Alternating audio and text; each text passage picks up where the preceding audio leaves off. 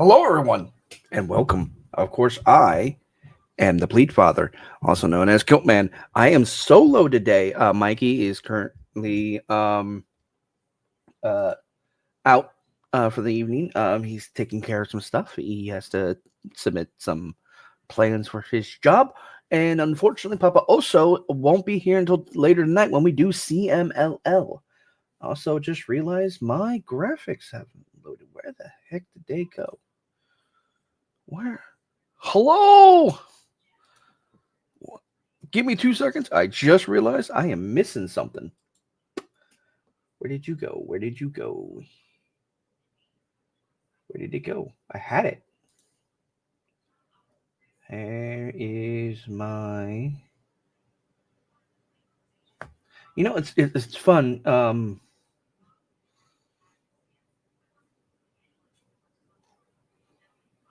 I had slides. I don't know what happened to the slides. Let me see if I can find them.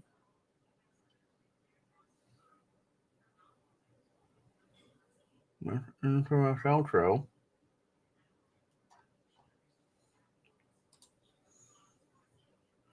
Where are my slides? My slides are MIA, but that's okay. I'll wing it, I guess. I'm gonna text Mikey to tell him, so that way he is aware.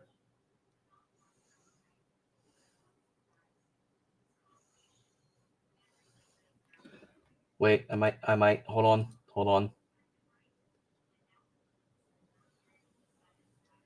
I might be. No, that's not it.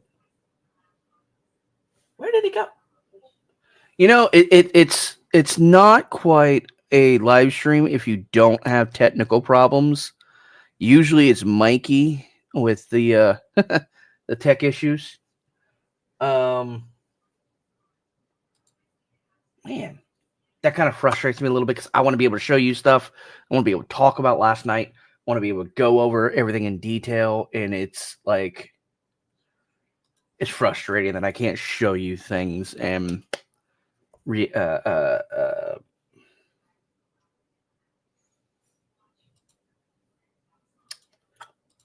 so bear with me for like 2 minutes. Let me see if I can figure out what went wrong. That's not the panel I'm looking for. There's notes. That's something else. I'm gonna sing to you a little bit. But anywho, tonight we're here to talk about NXT, which I love. It's a great show. It's a great time. I have an amazing opportunity to get the chance to go and see it a lot. It's always stunning. It's always a great time to get a chance to go to the PC and get to, or the Performance Center for those who are unaware, and get to sit in the audience. I don't know how really else to feel it. It's such closeness. Like literally at one point I had a wrestler in my lap. Almost literally, I will say. She was on the floor next to me, but still, it was great. It's something I wish everyone could experience. It's one of the only reasons I don't want to move away from where I live currently. So let's talk about what happened last night in no particular order. We get in, music kicks off, and out comes our new NXT Men's Champion, Joe Hendry. And he starts cutting the promo, talking about how great how he's so each moment has been a stepping stone, has been a step in his continued evolution, of becoming, where he's at and where he's going. And he's just, going bit by bit. I'm sorry. I keep looking to see if Mikey answered my text. Yeah,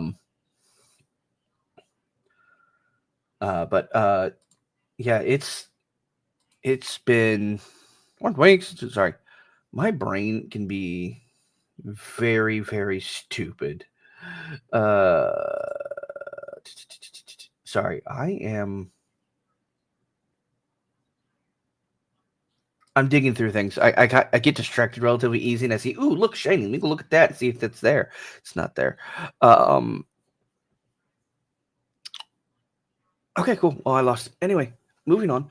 Because that's what we do. We move on. No, I will not say that. Anyway, as I was saying, so Joe Hendry comes out, cuts some promo. Vanity Project comes out to run their mouths, admit that they were the ones who jumped them, and blah blah blah. And then Ricky's no, sorry, that didn't happen just yet.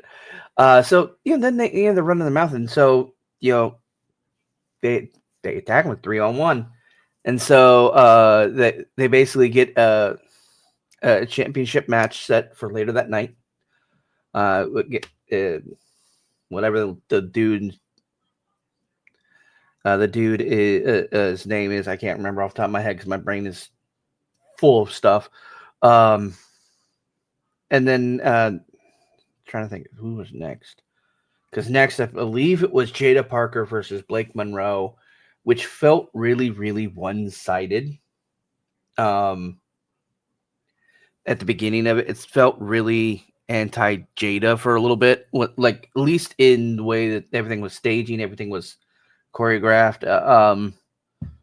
And then there was a quick count. Then they ended up on the outside of the ring after Jada started coming back, and there was a quick count out in the DQ for both of them because they were both out of the ring, and the ref counted them out really quickly.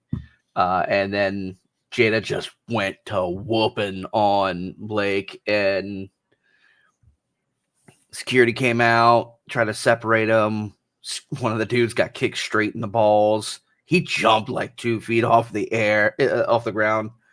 And then, one dude got smacked. Another one got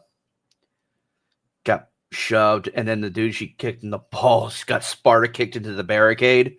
And Blake Monroe basically climbed up into the audience and to get away and run away.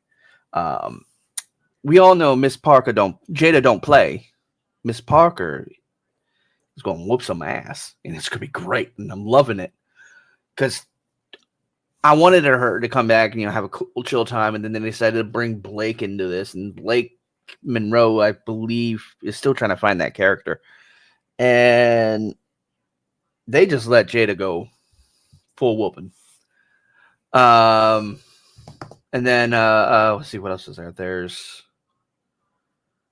I keep trying to remember every single night, every single moment of the night, because there's a lot. There was a random moment in the speed match, right before the speed match. A random guy in a mask shows up and just sits down in the front row behind Vic and Booker, and it's like, what's going on here? They put a spotlight on him. They put a red and white spotlight on him. They get a good zoom in on his face. I haven't seen the broadcast version of it, so I'm gonna have to go back and watch and see what it is. But it was weird to say the least. Shit.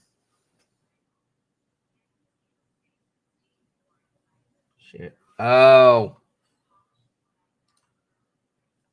I'm a dummy. I am a dummy.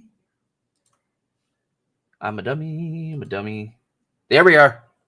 Hey, look, there I am, right there. If you look at right around Joe Hendry's forehead, do I have a way to highlight? Oh, please tell me I have no, I don't. Yeah, you can see me right there. Hey, that makes happy. Yeah, he's a dick. I don't like him. This happened. I do not like the way they're bringing out Keanu Carter. Carver.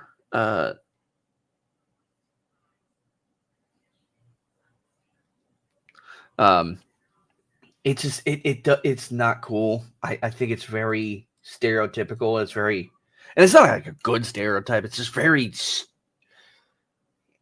The angry black man stick doesn't really, or shtick, whatever. I don't like it. I think this. I think this guy. Hi, Kifo. I see you lurking. You bottom. Anyway, anywho, the angry black man shtick doesn't do this man justice. I think he has a great potential to be an amazing powerhouse wrestler, but he doesn't need this. I'm going to beat everybody up and just be angry all the time because of X, Y, and Z. And it's just it frustrates me because I feel like he's being shoehorned into this stereotype, and he can't like grow.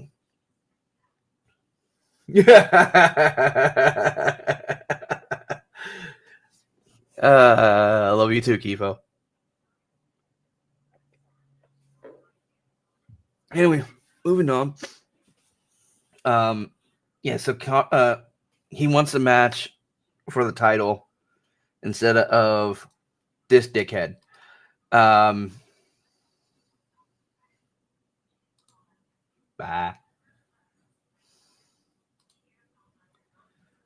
Bye, Kifo. Anyway, and I think I'm trying to remember if it's next week or something like that. But no. He goes in and just wrecks the entire locker room a little bit later. So, this was what's next? Oh, fuck that. This was a good match. It felt very Blake-sided, or one-sided for towards Blake for like the first half of the match, maybe the first 2/3 of the match. Sorry, I put the Ko-fi page down just because you, if you're on Twitch, you'll see it posted a lot, but everyone else doesn't get to see that. It's helps us pay the bills. It helps us keep it active. It helps Mikey get a new fucking internet connection because dear everything he needs it.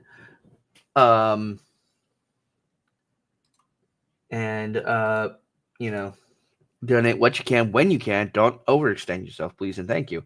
I would recommend going to our fourth wall, but I think there's an issue with our fourth wall right now, so I have to go back and talk to Mikey about that to make sure that everything's good to go.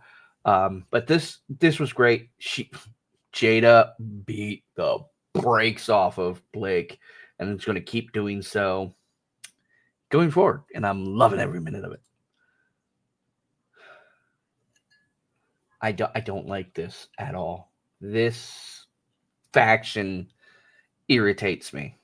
It's all, oh, we were born into this. It's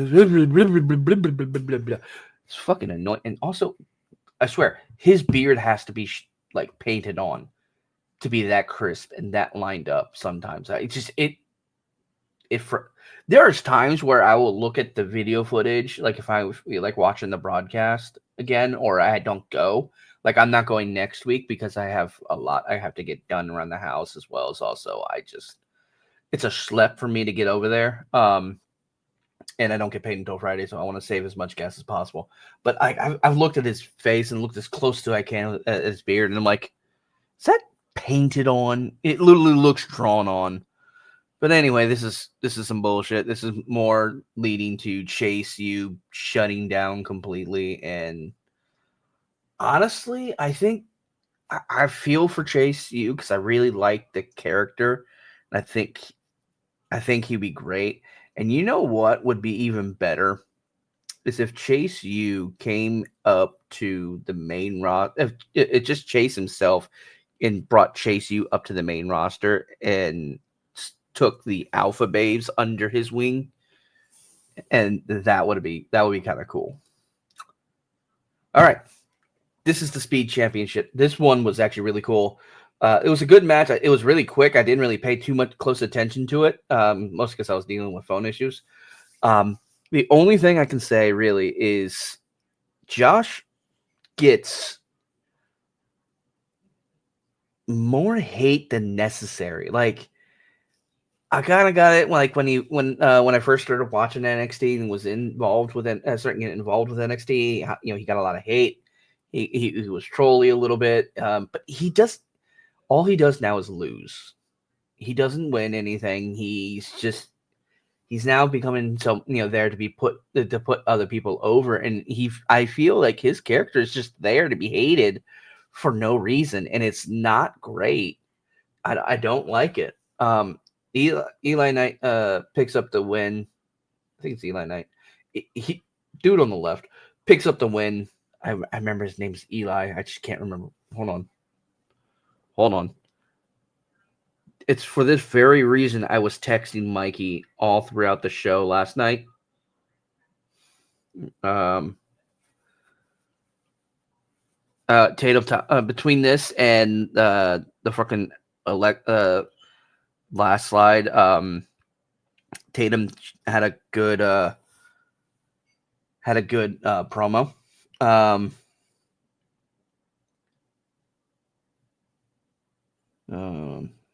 Yeah.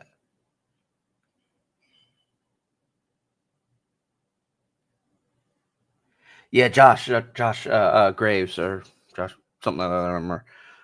My names get stupid. Yeah. So Eli wins. LaFleur jumps into the ring to congratulate him on his win and say, "Hey, I'll see you next week or whenever." And then what's his face for the current speed champion jumps in and just beats the crap out of both of them. I'm like, that was kind of why. And then they replaced the barricade that the dude got Sparta kicked through. So I'm reading my notes. It's like, oh. And then Bland Steak comes out and starts talking. The Coling comes out. They stand on. I need to switch slides. I keep doing that. Yep. See, there he is. The floor's down here. And then we get this piece about Lola Vice, who gets attacked again by was it Kiana? I think it was Kiana. For honestly, now it's starting to become no reason. It's kind of stupid. But Lola Vice just became the mixed tag champion over in Triple A, which is great. And here's what I said: Kiana Carver taking out a lot of the locker room for little to no reason. And what? Oh, hold on. Oh, yeah. So there's a piece missing between these slides. I think.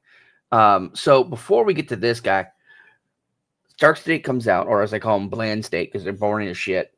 They come out and they start running their mouth. Coling comes out on top of the grand fucking thing in the corner. I don't know what the heck they want to call it. They start cutting a promo, and then all of a sudden, this dude just walks by me. You a big guy? I'm like, oh yeah, you're big, pretty big. What the fuck you doing? And he just walks over and stands in the crowd. I'm like, oh, that's the other guy from OTM. Okay, cool. So OTM starts talking smack, and then the Belly Bandits come out and start talking smack, and then the tag champs fight. All four of them basically. All four teams start going at it, and leaves the other two members of Dark State Dark State, OTM, and the Belly Bandits start going at it. Colleen just stands on top of the thing, just chilling because they didn't want to get too close. And then, so when those three teams are, going to town and getting dragged off, two guys are still in the middle, and Tony D'Angelo comes out of nowhere and just starts hammering on both of them. And I'm like, oh, well, that's fun. And then the next match is the defense match between Joe Hendry and what's his face. Joe wins and retains the title, but Ricky Saints jumps him. And it felt like they were trying to rush through this match so quickly. It was so rush, and then as usual in fucking WWE style, in the black hoodie, here comes Ricky Sings diving out of there and beating the crap out of Joe after he just finished the match. It's like, dude, it's kind of like it's wasted. It's so overdone. And then my favorite match. Unfortunately, Vanity Project cheats and wins against Hank and Tank in this match. But Belly Bandits are for life.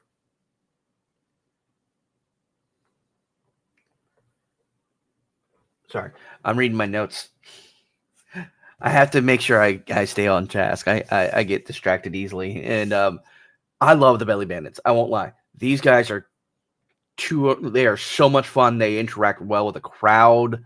They're just insane.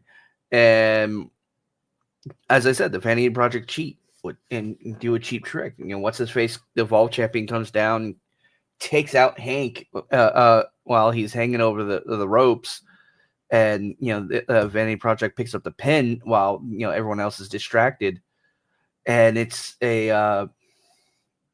so bland. I'm like, dude, Frat Boys 1 and 2. What's funny is I looked when these guys came out, when the Vanity Project came out. I turned to the person next to me. I'm like, did he put more spray tan on? Because he's like darker than he was like 20 minutes ago when he came out with Joe Hendry and during the Joe Hendry match. And I'm like, did he get darker? That was comedy for me.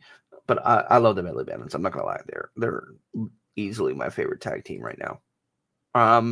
Next week we have a match between the North American Championship. Ethan Page is defending against Shiloh Hill. Hold on, there we go. Kalani Jordan and Lola Vice are going after it for their feud. Speed tournament, final round, LaFleur versus Eli Knight. I was right. It was Eli Knight. And then Mikey, I know this is not your fault if you watch this back, but I really can't see that. And it's not necessarily your fault because they make the damn words hard to read on those slides sometimes. So Tony D'Angelo is going up against Cutler. Is that Combs? Jones? Whatever. It's Cutler versus Tony next week. And then there's a number one contenders match which is a fatal four-way. Started as a three-way tag match, but who was it? I think Vanity Project wanted to bitch about it, so I think it was the Vanity Project. No, it wasn't the Vanity Project.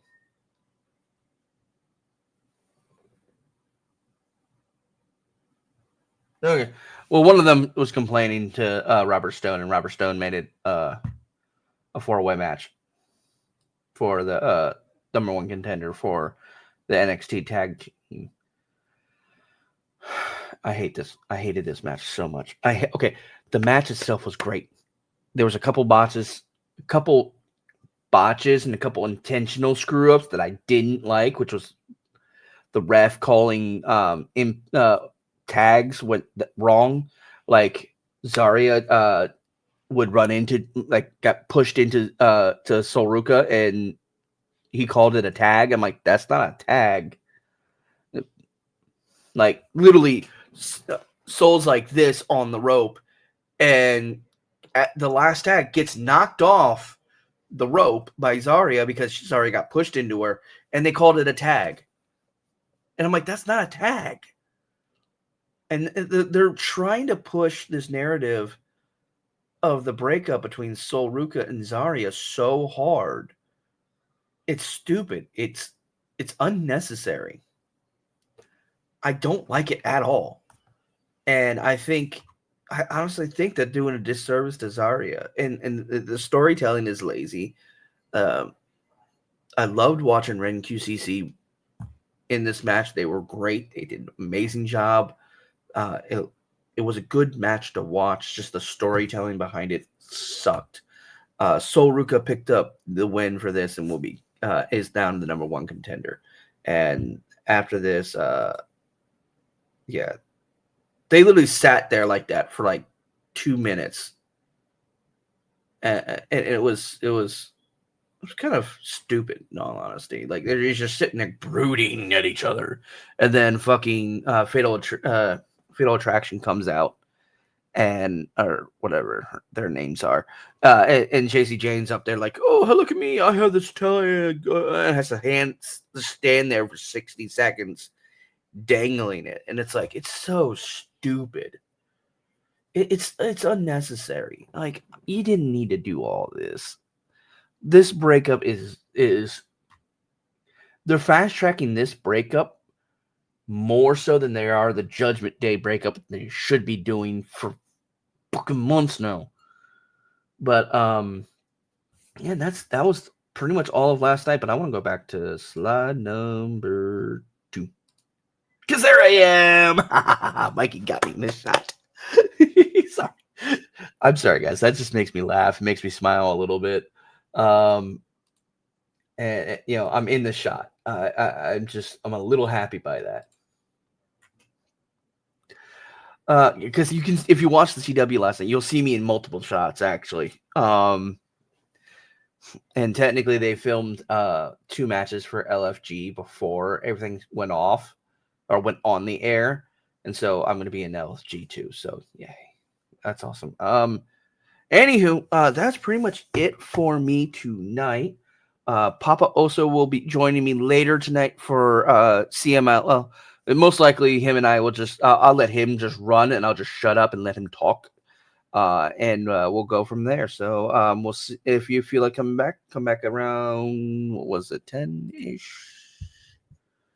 10-ish. There you are. Content. Oh, well, 11 p.m. Eastern, 10 p.m. Central, 8 p.m. Pacific. We'll do the CMLL review and with Papa Oso. So y'all have a great night.